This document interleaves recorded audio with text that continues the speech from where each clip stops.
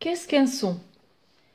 La production d'un son est due à la vibration d'une source, comme par exemple des cordes vocales ou encore des instruments de musique.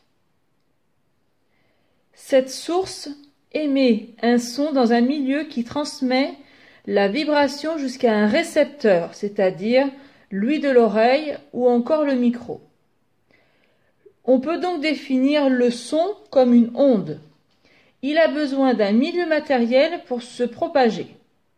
En effet, la vibration de la source sonore, appelée encore émetteur,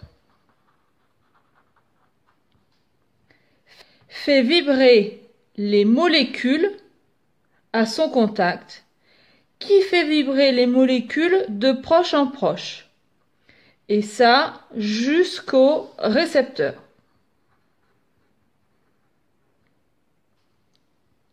Le son ne se propage donc pas dans le vide. L'espace interplanétaire est donc totalement silencieux. Au niveau des caractéristiques d'un son, on dit qu'un son est caractérisé par son niveau d'intensité sonore. Il caractérise la puissance d'un son. Il se mesure à l'aide d'un sonomètre et s'exprime en décibels, dB. Pour un niveau d'intensité sonore de 100 décibels, nous nous positionnons pour un son dangereux. En fait, plus l'amplitude de la vibration est grande, plus le son est fort. Le son est également caractérisé par sa fréquence. Donc là, nous allons parler de hauteur. La hauteur dépend de la fréquence. Je rappelle qu'une fréquence s'exprime en Hertz. Hz. Plus la source vibre vite, plus le son est aigu.